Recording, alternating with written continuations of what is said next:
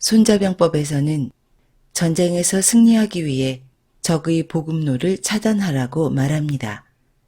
암의 에너지 보급로를 차단하는 방법, 바로 케톤 식이요법입니다.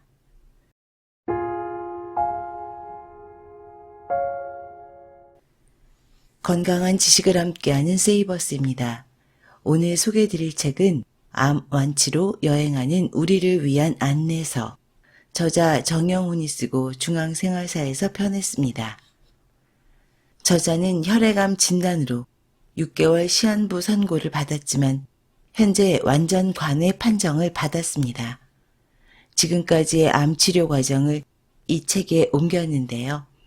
국내외 논문과 최신 정보들도 함께 모아 정리했습니다. 저자는 희망을 계속 가져야 한다고 이야기하고 있습니다. 이 책이 정말 의미 있는 것은 단순한 의학이론이 아니라 살아있는 경험이라는 겁니다. 암과 싸우는 환자, 가족에게 밝은 빛이 되기를 두 손 모아 빕니다. 저자 소개 정영훈, KBS 기자로 사회부, 경제부, 국제부 등을 거쳐 디지털 뉴스 팀장으로 근무했다. 우울증을 겪고 정신과 치료와 더불어 마라톤에 입문해 몸을 회복했으나 2018년 가을 혈액암 4기라는 진단을 받았다. 항암과 방사선 치료 끝에 현재 눈에 보이는 암은 없는 상태로 추적 관찰 중이다. 몸과 마음의 면역력을 높이는 데 걷기가 최고라고 생각하고 있다. 이제 책의 일부를 발췌해서 읽어드리겠습니다. 오늘은 이 책의 3부, 암 완치로의 여행, 그 끝을 향하여를 집중적으로 읽어드리겠습니다. 저는 2018년 9월 혈액암의 일종인 림프종 진단을 받았습니다. 처음 들어본 림프종, 그것도 4기라니 충격적이었습니다. 급성이고 공격적인 암 형태라고 하여 최대한 빨리 입원해서 바로 항암 치료에 들어갔습니다. 6차례의 항암 치료와 6번의 예방적 척수 항암 치료, 그리고 17번의 방사성 치료를 모두 마치고 나니 다행히 눈에 보이는 암은 사라졌습니다. 환자의 입장이 되면 당장의 고통은 궁금하고 또 해결해야 할 문제입니다. 정답은 없습니다. 정답이 있으면 종합병원에서도 필수적으로 포함했겠죠. 우리는 단지 암이라는 넓은 우주를 여행할 뿐입니다. 완치라는 목적지로 가는 방법은 우주의 수많은 별처럼 많고 복잡할 수도 있습니다. 그저 조금씩 알아가는 과정을 통해 하루하루 노력하는 것만이 나약하지만 아름다운 인간이 할 수 있는 일이 아닐까 합니다. 저는 항암 치료를 시작하면서부터 고민을 나눌 수 있는 작은 병원이 있었습니다. 담당 선생님은 가장 중요한 것은 영양, 즉 먹는 것임을 강조했습니다. 약, 주사, 보충제는 그 다음이라고 했습니다. 그때부터 고농도 비타민C 주사치료, DCA와 같은 한국에서 판매하지 않는 보충제와 비타민 D, 대구 관유 등 여러 가지를 권유했습니다. 메트포르민과 같은 당뇨약도 처방해 주었습니다. 대사치료라고 해서 복잡한 것은 아니었습니다. 대사치료는 영양제와 보충제, 이미 세상에 나와 있는 약을 원래 허가 목적 이외의 용도로 사용하는 것을 말합니다. 오프라벨 약과 식이요법 등을 통해 우리 몸을 암이 살기 어려운 환경으로 만들어 보겠다는 말입니다. 대사치료란 기존의 수술, 항암, 방사선의 3대 암 치료를 대체하는 것이 아닌 보완하는 개념입니다. 소식과 운동이 큰 틀이고 여기에 마음을 평안하게 유지하는 것을 더하면 됩니다. 보충제와 약물은 암의 대사 경로를 방해하고 암이 내보내는 신호를 차단까지는 아니더라도 방해하는 것들이었습니다. 예를 들어 암이 당분을 특히 좋아하고 지방산도 양분으로 사용할 수 있으니 메트포르민, 스타틴 등을 사용해 낮은 혈당과 낮은 혈중 지질 상태를 유지합니다. 물론 소식과 저지방식으로도 가능한 일이지만 암 환자는 하루가 급하니 약물의 힘을 빌리는 것이죠. 당연히 대사치료는 정답이 아니며 암 치료를 향해 가는 수십 수백 가지 길 중의 하나입니다. 사람마다 효과도 다를 수 있고 아예 효과가 없을 수도 있습니다. 혹은 불필요한 부작용만 키울 수도 있습니다. 하지만 저는 암 부작용을 줄이고 암 치료 효과를 높이는데 이를 조금씩 적용했고 지금도 암 재발을 막기 위해 동네 주치의와 노력하고 있습니다. 제 몸이니 제가 책임지면 되는 것입니다. 제가 이 방법을 적극적으로 권할 수는 없지만 항암 치료가 잘 되지 않는다면 우리는 뭔가를 해야 합니다. 그럴 때는 기능의학병원을 찾아가 꼭 한번 상담해 보시길 바랍니다. 저는 암 진단과 치료, 그리고 치료 결과를 확인할 때 PET-CT, 즉 양전자 단층 촬영을 했습니다. 진단 당시 복부 대동맥 뒤에 자리하고 있는 종양 덩어리를 명확하게 확인할 수 있었습니다. 6번의 항암 치료를 받은 뒤 다시 PET-CT를 찍었는데 더는 종양이 보이지 않음을 눈으로 확인할 수 있었습니다. 암세포는 포도당을 정상 세포보다 월등히 많이 소비합니다. PET-CT는 이러한 암세포의 특성을 이용한 검사입니다. PET-CT 검사를 위해서는 6시간 이상 금식한 후 당과 비슷한 물질에 방사성 물질을 붙여 몸에 주사하는데 암세포는 이를 개걸스럽게 먹어댑니다. 영상을 보면 당이 모이는 곳의 색깔은 흑백으로 봤을 때 검은색으로 나옵니다. 이 부분에 종양이 있다고 추정할 수 있는 것입니다. 펫 검사 전에는 몸에 최대한 당분이 없는 상태에서 검사를 받게 됩니다. 암세포의 대사 특징을 알아보기 위해서는 정상세포의 대사 과정을 알면 이해가 빠릅니다. 탄수화물, 즉 당이 세포로 들어오면 세포질 부위에서 잘게 분해되는데 이를 해당 과정이라고 합니다. 이렇게 당이 쪼개지면 피브르산이 생성됩니다. 세포 안에는 미토콘드리아라는 소기관이 있습니다. 그곳은 피브르산을 원료로 하여 몸이 사용할 수 있는 형태의 에너지인 ATP를 만들어내는 공장입니다. ATP는 첫 번째 해당 과정, 두 번째 TCA 회로, 세 번째 산화적 인산화 과정에서 각각 만들어집니다. 쉽게 말해 포도당 1개는 해당 과정을 통해 ATP 2개, TCA 회로를 통해서는 ATP 2개, 산화적 인산화를 통해서는 최대 28개 정도의 ATP가 만들어집니다. 이 흐름만 보면 산화적 인산화가 가장 효율적입니다. 가장 많이 만들어지니까요. 당뿐만 아니라 지방과 단백질로도 ATP를 만들 수 있습니다. 지질은 지방산과 글리세롤로 전환되고 단백질은 아미노산으로 분해됩니다. 그 후 미토콘드리아 내부로 들어가 ATP로 만들어집니다. 여기서 잠깐 중요한 시사점이 있습니다. 정상세포처럼 암세포도 미토콘드리아가 정상 작동한다면 지질과 단백질을 양분으로 쓸 수 있다는 점입니다. 와버그 효과와 역와버그 효과. 암세포는 여러 가지로 불완전합니다. 특히 암세포의 미토콘드리아 기능도 망가져 있는 경우가 있습니다. 비정상적인 미토콘드리아로 인해 암세포는 정상적인 산소 호흡을 하지 못합니다. 그래서 산소가 충분한데도 정상적인 산화 과정을 거쳐 ATP를 만들지 못합니다. 대신 당이 미토콘드리아에 들어가지 못하고 젖산으로 전환하는 대사를 합니다. 이것을 와버그 효과라고 부릅니다. 1920년 오토 와버그라는 학자가 종양이 당을 많이 갖고 있고 말기 암 환자에게서 젖산이 많은 현상을 연구한 결과로 붙은 이름입니다. 암세포 입장에서는 산화적 인산화 과정을 거치는 것보다는 ATP를 적게 생성하지만 대신 빠르게 생산할 수 있습니다.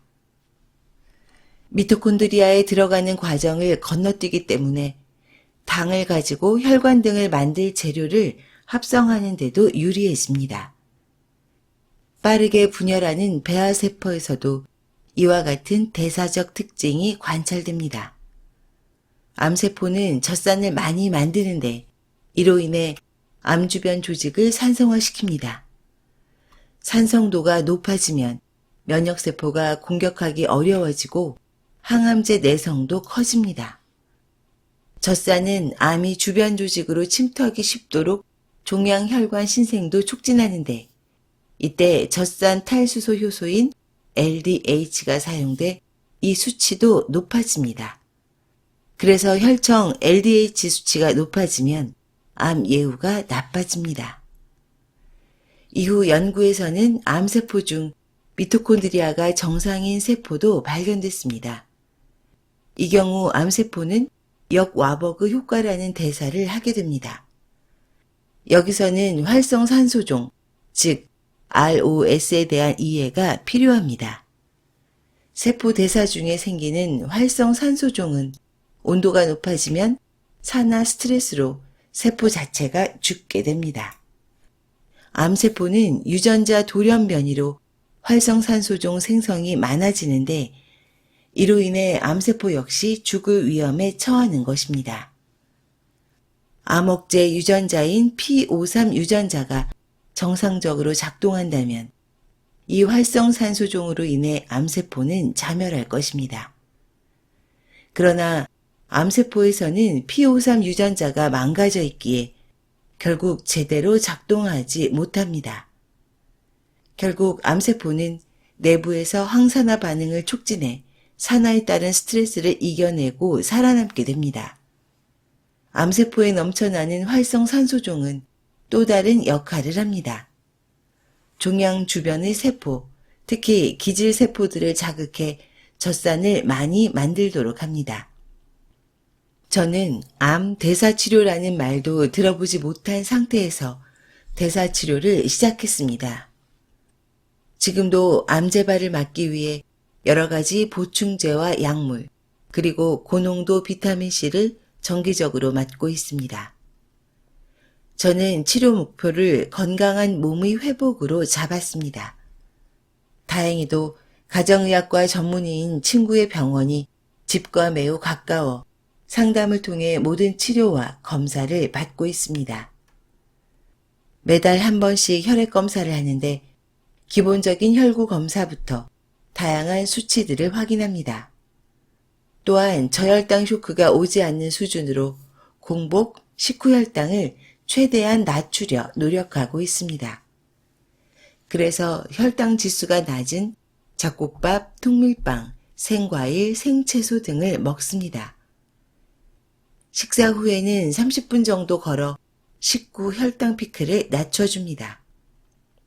매일 메트포르민 500mg을 하루 2번 먹고 있습니다. 메트포르민은 포도당 대사 등 여러 경로를 차단하는 핵심 약물입니다. 메트포르민은 저혈당을 유발하지 않는 당뇨약입니다. 저는 항암 치료 전에 고지혈증이 있었기 때문에 스타틴을 복용했는데 의사와 상의한 뒤 피타바스타틴으로 약을 바꿨습니다. 당뇨를 유발할 수도 있는 스타틴과 비교해 피타바스타틴은 그러할 가능성이 가장 낮습니다. 다음은 제가 사용하는 보충제입니다.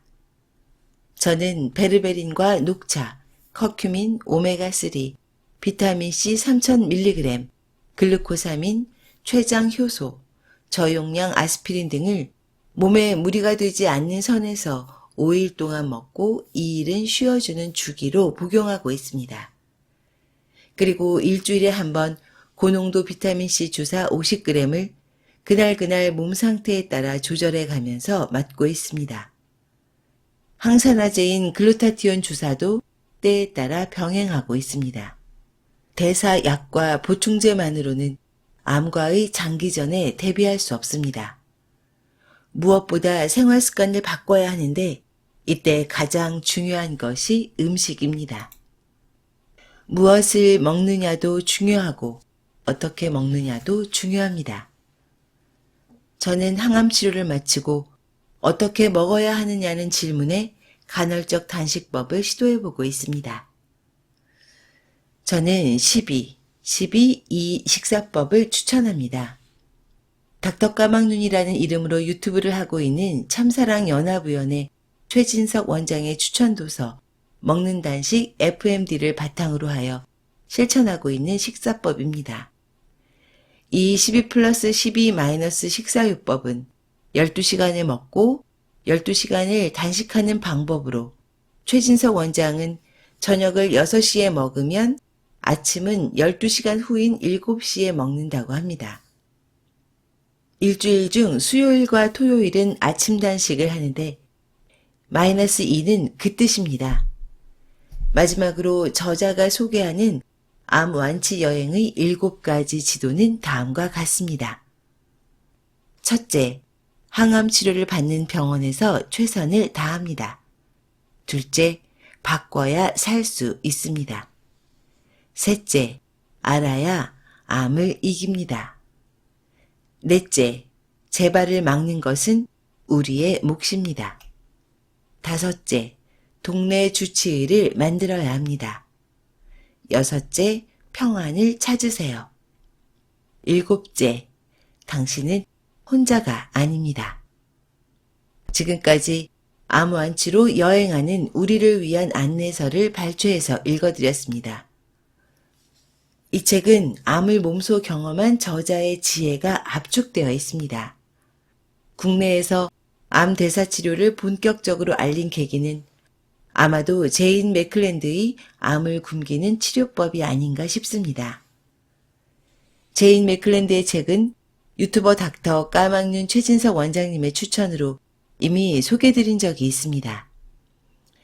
이 책을 통해 대사치료의 큰 틀을 다시금 알 수 있게 되어 좋았습니다.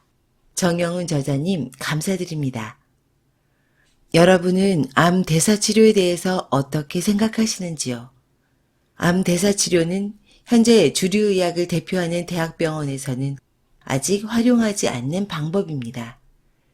비주류라고 할 수 있는 기능의학 의사들에 의해 시행되고 있습니다. 암 환우분들 그리고 환자의 가족들은 대학병원의 항암, 수술, 방사선 치료에만 의존하지 마시고 암 대사치료에 대해 관심을 가져보시면 좋을 것 같습니다. 저는 암 대사치료를 공부하면서 잘 이해가 안 되는 부분이 있었습니다. 그것은 암이 지방을 에너지로 이용한다는 겁니다. 역와버그 효과라고 하죠. 여러 논문들을 검색해서 읽어보았는데 암세포가 지방, 즉 케톤을 이용한다는 명확한 증거를 찾지 못했습니다. 암은 에너지 발전소인 미토콘드리아가 망가진 세포입니다. 망가진 정도에 따라서 초기암인지 말기암인지 판단할 수 있는 겁니다. 만약 말기암인 경우에는 미토콘드리아가 거의 망가져서 케톤을 에너지로 활용할 수가 없습니다. 암 대사 치료를 언급하는 책에서는 이 부분을 명확히 밝히고 있지는 않은 것 같습니다. 이 책도 마찬가지입니다. 저는 케톤식이 요법으로 암 환자를 치료할 수 있다고 생각합니다. 암세포의 에너지 보급로를 차단해서 효과를 볼 수 있기 때문입니다. 다만 동물성 케톤 시기가 아니라 식물성 케톤 시기를 해야 한다고 봅니다. 동물성 식품은 콜레스테롤을 공급해서 암세포의 세포막을 견고하게 만드는 부작용이 있습니다. 앞으로 케톤 시기 요법에 대한 연구가 좀 더 넓어지길 희망해 봅니다. 지금까지 건강한 지식을 함께하는 세이버스였습니다. 여러분의 건강한 삶을 응원합니다. 감사합니다.